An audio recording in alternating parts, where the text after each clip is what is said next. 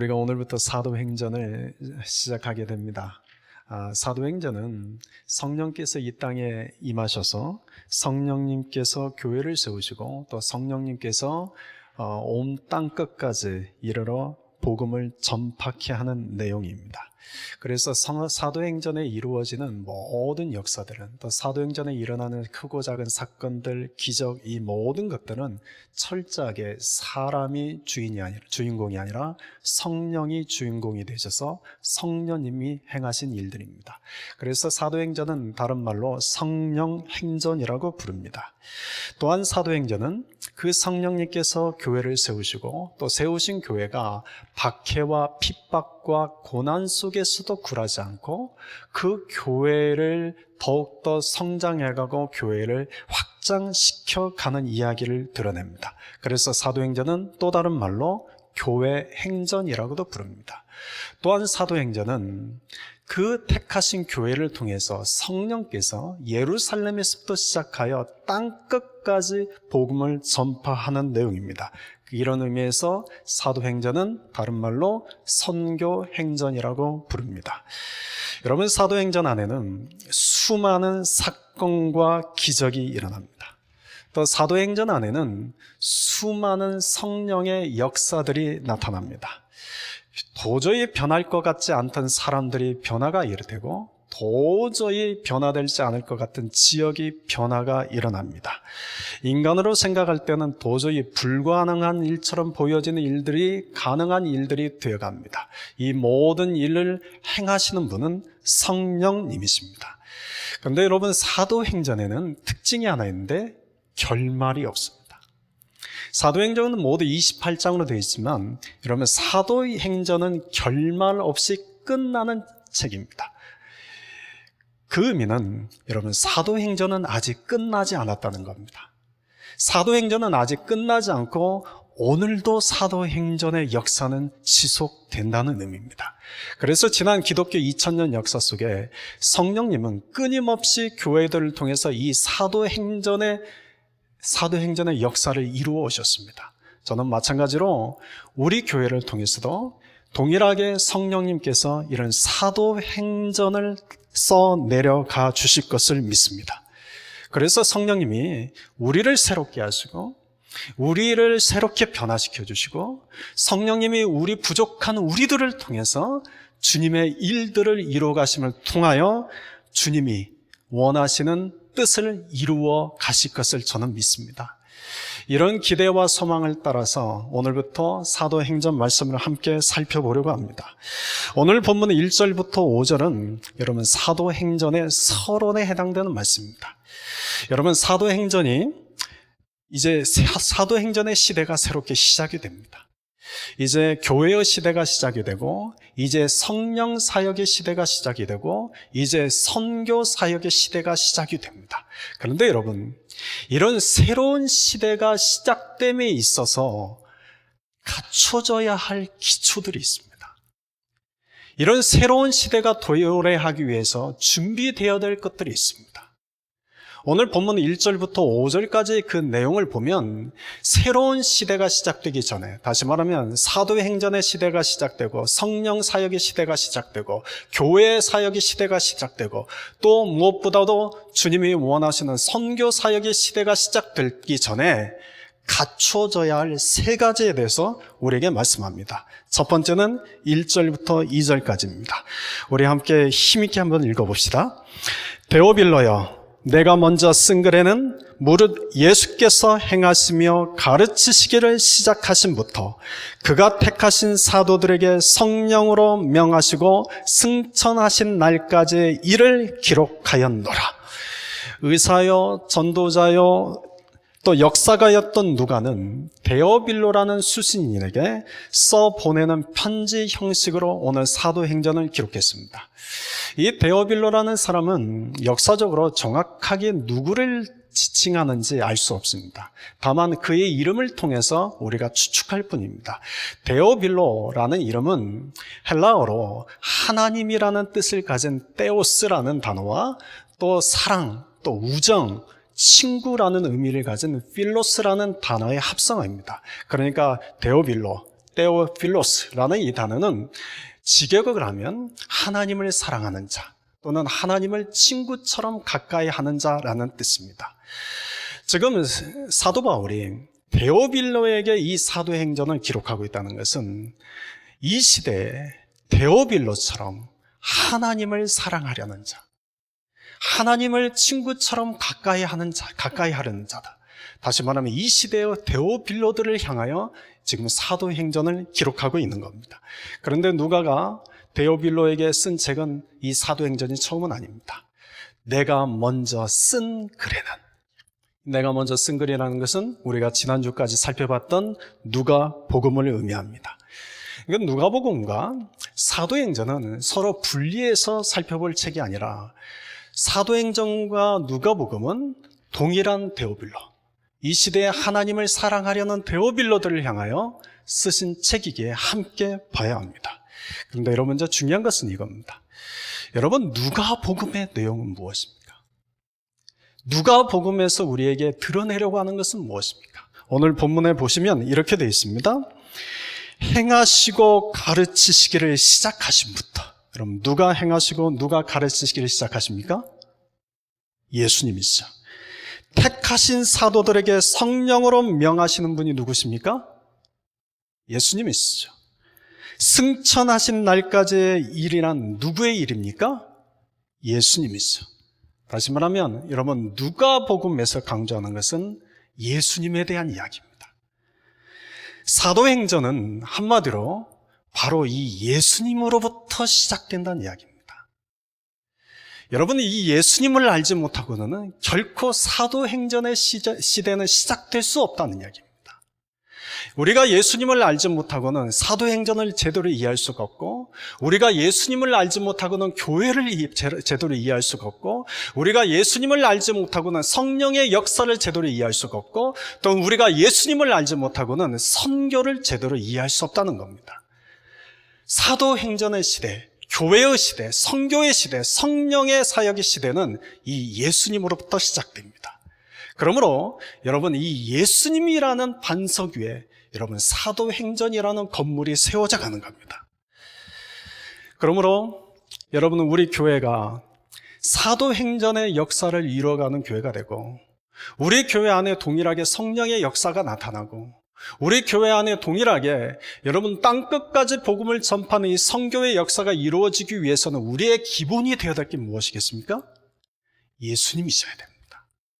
여러분, 이 예수님이라는 기반을 놓쳐버리면 여러분 자칫 사람의 일을 하게 됩니다. 오늘 본문 두 번째, 사도행전의 시대가 시작되는 데 있어서 기초가 되는 것은 오늘 3절에 나옵니다. 3절 말씀 우리 같이 한번 읽읍시다. 그가 고난받으신 후에 또한 그들에게 확실한 많은 증거로 친히 살아계심을 나타내사 40일 동안 그들에게 보이시며 하나님 나라의 일을 말씀하시니라. 여러분, 예수님은 누구십니까?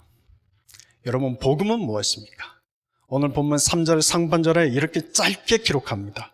그가 고난받으신 후에 또한 그들에게 확실한 많은 증거로 친히 살아계심을 나타내사. 여러분, 고난받으시고 다시 십자가에 죽으시고 다시 살아나셨다. 이것이 예수님이 누구신지, 이것이 바로 복음의 핵심입니다. 그래서 사도 바울 선생님도 고린도전서 15장 3절과 4절에 보면 이 복음의 핵심을 이렇게 말씀하십니다. 고린도전서 15장 3절 이하를 보겠습니다. 내가 받은 것은 내가 전해받은 복음입니다. 먼저 너희에게 전하였으니, 내가 받은 복음을 내가 너에게 전하였는데, 이 복음은 성경대로 그리스도께서 우리 죄를 위하여 죽으시고 장사 지낸 바 되셨다가 성경대로 사흘 만에 다시 살아나셨다. 여러분, 복음의 핵심은 예수님께서 나의 죄를 위하여 성경대로 죽으셨다가 나를 살리기 위해서 성경대로 다시 살아나셨다는 겁니다. 이것이 복음의 핵심입니다. 예수님은 성경대로 이 모든 일을 이루셨습니다. 우리가 지난주에도 말씀드린 것처럼 이 예수님을 믿는 자, 복음이신 예수님을 받아들이는 자들에게 주신 그 직분은, 우리에게 그 직분을 주심은 하나님 나라의 하나님의 말씀을 이루려 함이라. 여러분, 예수님이 성경대로 이루셨던 것처럼 우리 역시도 하나님의 말씀을 이루는 자가 되어야 됩니다. 그래서 부활하신 예수님께서, 여러분, 부활하신 예수님께서 제자들을 만나셔서 무슨 일을 하셨습니까? 우리가 지난주에도 지지난주 2주간 누가복음 24장을 통해서 살펴봤던 것처럼 부활하신 예수님이 제자들에게 나타나셔서 하셨던 일은 먼저 저들에게 성경을 풀어주셨습니다. 그리고 저들의 마음을 열어서 성경을 깨닫게 하셨습니다. 무슨 말입니까? 여러분, 예수님이라는 그 믿음 위에 섰을 때, 나를 위해 죽으시고 나를 위해서 부활하신 그 복음 위에 내가 섰을 때, 그 다음에 세워져야 될 것은 여러분 말씀이 세워져야 된다는 겁니다. 그래서 예수님은 부활하신 제자들에게 이 말씀을 세우셨습니다. 그 내용이 누가복음 24장 27절 45절에 나오는 거죠. 여러분, 오순절에 성령의 사건이 시작되기 전에, 여러분 오순절에서 새로운 사도행전의 시대가 시작되기 전에 우리가 기초로 닦아야 될 것은 예수님이 누구신지, 그리고 그 예수님 위에 말씀이라는 기둥을 우리가 바로 세워가는 것입니다. 지난 2000년 기독교 역사 속에서 수많은 성령의 은사자들이 있었습니다. 그런데 그 수많은 성령의 은사자들이 이 말씀의 기초 위에 세워져 있지 않아서, 성령의 은사는 받았는데 말씀이 없어서 그 수많은 성령의 은사자들이 얼마나 잘못된 길을 걸어갔는지, 교회를 어지럽히고 교회를 혼란하게 만들고 수많은 사람들을 잘못된 길로 인도하는 그 흑역사가 지난 기독교 2000년 역사 속에 셀 수 없을 만큼 많은 사례들이 있습니다. 대표적인 교회가 고린도 교회였습니다. 여러분, 고린도 교회는 초대교회들 중에서 가장 많은 성령의 능력을 체험했고 가장 많은 성령의 은사를 받았습니다. 그런데 그 고린도 교회가 성령의 은사를 넘치도록 받았지만 말씀이라는 토대 위에 세워져 있지 않아서 그 고린도 교인들이 늘 다투고 싸우고 갈등하고 교회를 어지럽히고 교회의 영적인 질서를 무너뜨렸고 교회를 혼란스럽게 만들었습니다. 여러분, 성령을 받을 때 중요해야 될 것은 먼저 말씀 위에 세워져야 됩니다. 왜냐하면 말씀 없는 성령 사역은 이단으로 갈 수 있고, 또한 무엇보다 여러분 말씀 없는 성령 사역은 예수님과 무관한 일이 될 수 있습니다. 그래서 예수님께서 마태복음 7장 21절 22하에서 이렇게 말씀하셨습니다. 너희들이 나한테 주여 주여 부르면서, 예수님, 내가 주의 이름으로 선지자 노릇했습니다. 내가 예수님의 이름으로 귀신도 쫓아냈습니다. 내가 예수님의 이름으로 많은 권능을 행하지 않았습니까? 무슨 말입니까? 적어도 이런 말을 한다는 것은 성령의 능력을 힘입었다는 겁니다. 귀신도 쫓아낼 줄 알고 병자도 고칠 줄 알고 많은 권능을 행했다는 것은 지금 내 안에 성령의 은사가 있다는 겁니다. 그런데도 그런 자들을 향하여 예수님께서 뭐라고 말씀하시냐면, 내 앞을 떠나라. 내 앞에서 떠나가라. 이 불법을 행하는 자들아, 나는 너희를 도무지 알지 못한다. 여러분, 예수님께서 왜 이 말씀을 하셨겠습니까? 그 다음 뒤에 이어지는 말을 따르면 저들은 말씀과 상관없는 성령 사역을 했기 때문입니다. 말씀의 기초가 되지 않고 말씀 없는 성령 사역을 했기에 저들이 아무리 예수님의 이름으로 귀신도 쫓아내고 병자도 고치고 성령 사역을 능력 있게 했어도 예수님 앞에서는 그것이 예수님 보시기에 불법인 겁니다. 여러분, 그래서 오늘 본문에 새로운 사도행전의 시대가 시작되기 전에, 새로운 성령의 역사가 시작되기 전에 먼저 예수님이라는 토대 위에 부활하신 예수님이 나타나서 그 제자들에게 말씀의 뼈대를 세우시는 겁니다. 말씀 없는 성령 사역은 여러분 이단으로 빠지기 쉽습니다. 그런데 또 하나 반대가 있죠. 여러분, 성령 없는 말씀 사역은 어떻게 될까요? 성령 없는 말씀 사역도 문제지만 여러분, 말씀 없는 성령 사역, 또 성령 없는 말씀 사역 다 똑같이 문제가 있습니다. 여러분, 성령 없는 말씀 사역은 생명력이 없는 여러분 죽은 율법을 가르치기 쉽습니다. 그래서 여러분 성령 사역을 하기 전에 성령 사역과 말씀 사역은 함께 가야 됩니다. 우리 교회를 시작하고 지난 3년 동안 우리가 매 주일마다 또 매일 새벽마다 성경을 하나 시작하면 벌스 바이 벌스, 뚜루드 바이블로 계속해서 우리가 성경을 계속해서 우리가 살펴보고 있습니다. 그래서 우리가 성경 안에서 가급적이면 성경과는 거리가 먼 다른 얘기하지 않고 성경의 말씀을 이야기하면서 그 말씀 속에서 하나님이 누구신지, 그 말씀 속에서 드러나신 예수님이 누구신지, 성령님은 어떤 분이신지, 오늘 이 시대를 살아가는 우리들에게 그 주님은 무엇을 말씀하신지를 우리가 함께 나누었습니다. 그런데 여러분, 지난 3년 동안 쉼없이 달려온 우리들에게 오늘 주님은 이 한 가지를 도전하십니다.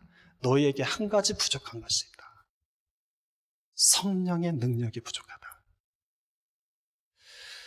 사도행전을 오늘부터 시작함에 있어서 제 마음에 주시는 성령의 책망은 이거였습니다. 지난 3년 동안 열심히 말씀 붙잡고 왔는데 우리 안에 부족한 것이 하나가 있는데 그것은 성령의 능력으로 일을 하지 않는다는 겁니다. 사랑하는 성도 여러분, 우리 교회가 정말 성령의 능력과 말씀 사역의 균형 잡힌 교회가 될 수 있도록 여러분 함께 기도해 주시고 여러분 노력합시다. 예수님은 성경대로 다시 살아나셨습니다. 다시 살아나신 예수님은 40일 동안 이 땅에 머무셨습니다. 이 땅에 머무시면서 예수님이 하신 일은 제자들을 말씀의 뼈대 위에 세우셨습니다. 그 내용을 3절 하반절을 봅시다.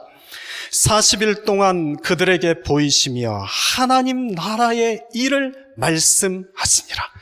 여러분, 부활하신 예수님은 40일 동안 먼저 제자들에게 부활하신 예수님을 나타내셨습니다. 여러분, 예수님이 부활하셨다는 이 사실은 결코 변명할 수 없는 확실한 증인들이 있습니다.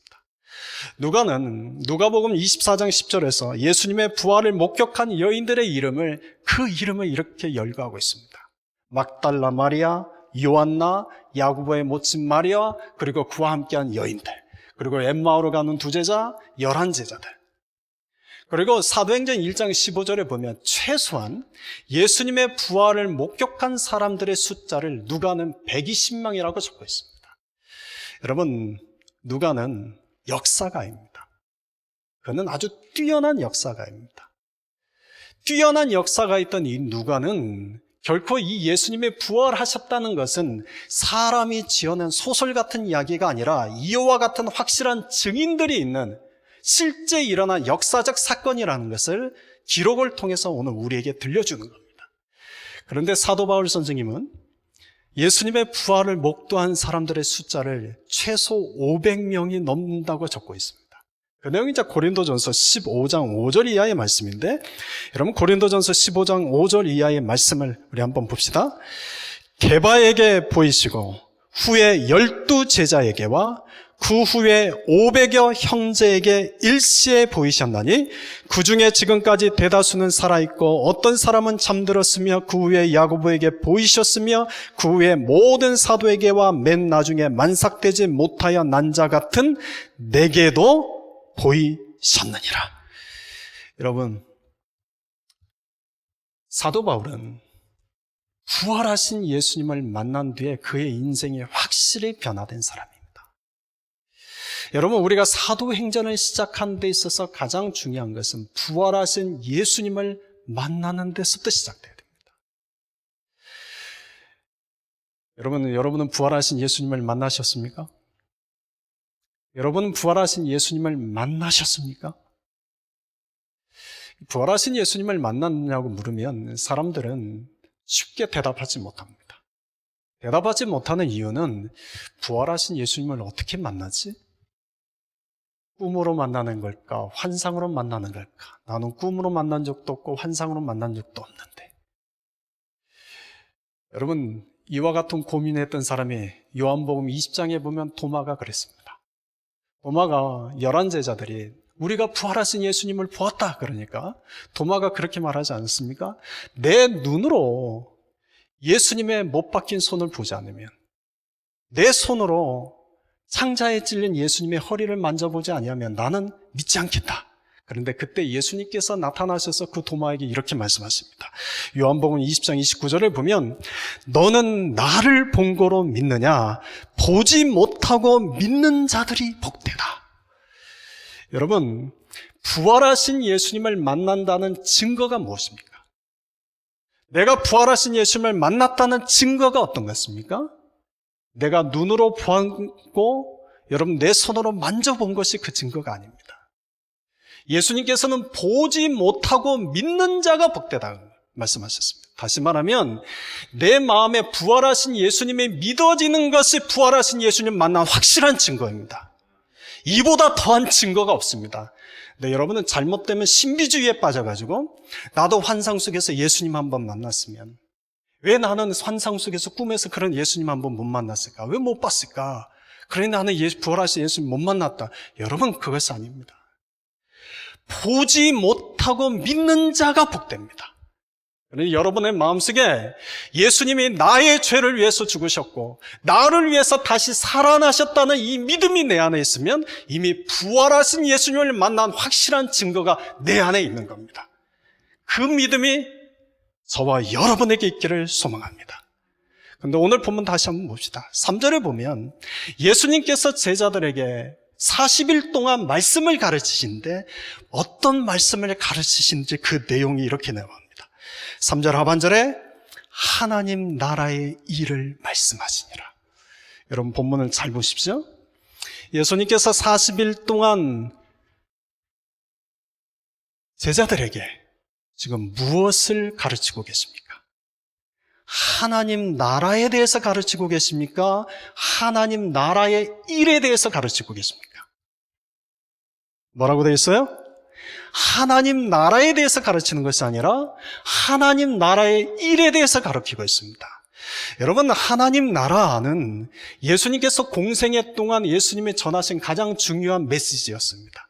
그래서 예수님께서 공생애를 시작할 때 마가복음 1장 14절 15절을 보면 때가 찼고 하나님 나라가 가까웠으니 너희가 회개하고 복음을 믿으라고 외쳤습니다.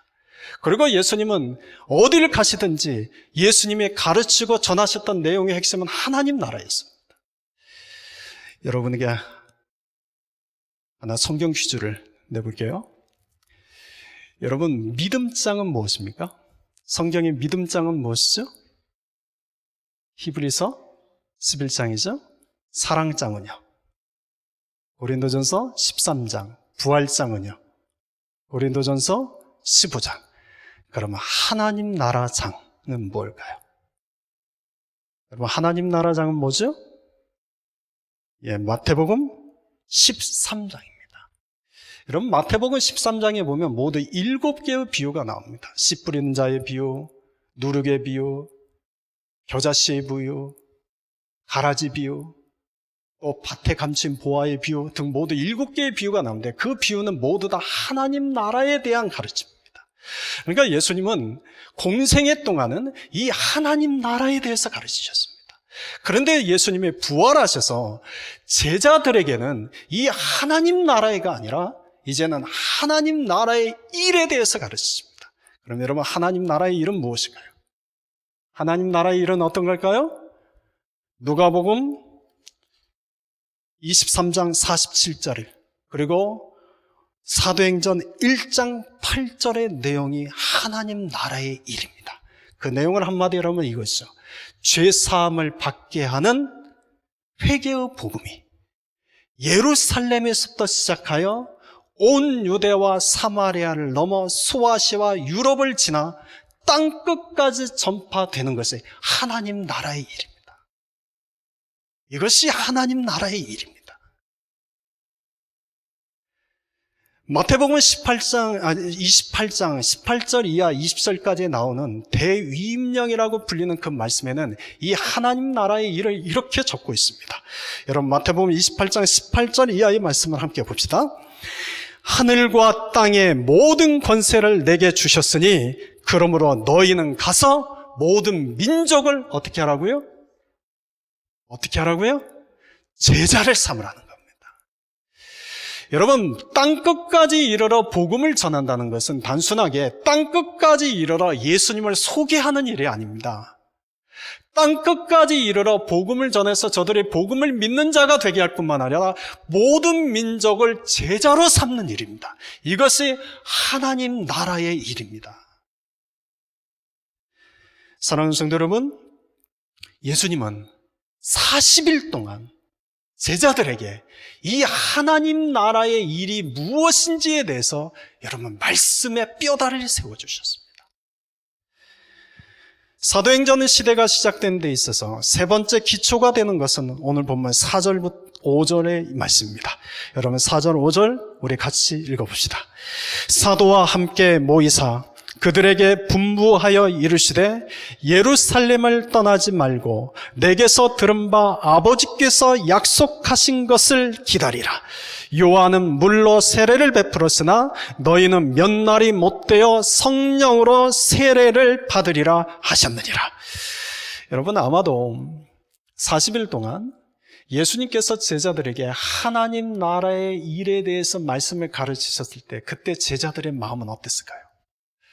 저는 아마 이때 제자들의 마음이 뜨거워졌을 거라고 생각됩니다. 엠마오로 가는 두 제자에게 예수님께서 성경을 풀어주실 때에도 그때 제자들의 마음은 뜨거워서 견딜 수가 없었습니다. 그런데 부활하신 예수님이 그 제자들을 앞에 놓고 하나님 나라의 일에 대해서 말씀하실 때 아마 제자들의 그 마음은 뜨거워서 견딜 수가 없었을 겁니다. 그래서 이렇게 누군가 한마디만 했어도 그 자리에서 밖으로 뛰쳐나가서 복음을 전하고 싶었을 겁니다. 그런데 여러분, 오늘 본문에 예수님께서 아직 아니다. 아직 아니다. 그리고 이 한마디를 했습니다. 아버지께서 약속하신 것을 어떻게 하라고요? 기다리라는 겁니다. 더 기도하고 준비하라는 겁니다. 여러분, 하나님 나라의 일은 분명 제자들에게 주신 소명입니다. 하나님 나라의 일은 이 땅에 세워진 모든 교회와 교인들이 감당해야 할 일입니다. 그런데 여러분 기억하십시오. 하나님 나라의 일은 사람의 지식과 사람의 능으로 이루어가는 것이 아니라 하나님 나라의 일은 하나님이 성령의 능력으로 이루어가신 일입니다. 그래서 선교를 우리가 사람의 선교라고 하지 않고 하나님의 선교라고 부르는 것은 선교는 하나님 나라의 일인데 그 일은 하나님이 성령의 능력을 힘입은 자들을 통해서 성령께서 하시는 일입니다. 그래서 하나님의 선교입니다. 마찬가지죠. 모든 민족을 제자 삼는 일은 여러분 누가 하시는 일입니까? 하나님이 성령의 능력으로 하시는 일입니다. 그러므로 하나님 나라의 일을 감당해야 될 사람들이 늘 잊지 말고 겸손하게 새겨야 할 말씀이 있습니다. 여러분 스가랴 4장 6절 말씀입니다. 우리 같이 한번 읽어볼까요? 이는 힘으로 되지 아니하며, 여러분 힘으로 되지 않습니다. 내 힘으로 되는 것이 아닙니다. 능력으로 되지 아니하고, 여러분 사람의 능력으로 하는 것이 아닙니다. 오직 무엇으로요? 나의 영으로 되니라. 여러분 하나님 나라의 일은 하나님이 성령의 능력으로 하시는 일입니다. 그런데 여러분은 여기서 우리가 착각하시면 안 됩니다. 내 힘과 내 능력으로 하게 될 때 그 일은 하나님 나라의 일이 아니라 사람의 일이 되기 쉽습니다. 여러분 하나님 나라의 일은 결코 사람의 힘과 사람의 능력으로 하는 것이 아닙니다. 그런데도 여러분 우리가 착각해서 내 힘과 내 능력을 했는데 되던데 라고 생각하는 분이 있다면 여러분 그것은 하나님 나라의 일이 아닙니다. 사람의 일을 한 겁니다. 여러분 하나님 나라의 일은 성령의 능력을 힘입은 자들을 통해서 성령께서 하신 일입니다. 우리 교회가 머지않아서 지금 기도하고 있는 것이 있습니다. 우리 교회에서 제자 훈련을 시작하려고 합니다. 여러분 우리 교회가 제자 훈련을 시작하려는 이유는 한 가지 이유밖에 없습니다. 오늘 본문의 말씀처럼 그것이 하나님 나라의 일이기 때문입니다. 모든 민족을 제자 삼는 일은 먼저 예루살렘에서부터 시작됩니다. 예루살렘에 있는 우리부터 제자를 삼아 모든 민족을 제자 삼게 하는 하나님 나라의 일을 감당하고 싶은 그런 열망이 있기 때문입니다. 그런데 여러분, 제자 훈련의 성패는 무엇인가요? 여러분, 제자 훈련의 성패는 어디에 있을까요? 어디에 있을까요? 성령의 능력에 있습니다. 성령의 능력을 힘입지 않는 제자 훈련은 사람의 제자를 키울 뿐입니다. 그러나 성령의 능력을 힘입은 제자 훈련은 예수 그리스도의 제자를 만들어냅니다.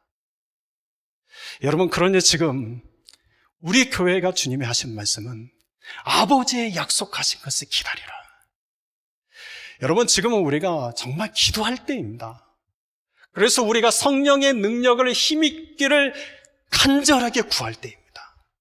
이 성령의 능력을 힘입지 않고서는 여러분, 아무리 우리가 그럴듯한 무엇을 한다 할지라도 그것은 하나님 나라의 일이 아니라 사람의 일이요, 사람의 열매만 맺을 뿐입니다.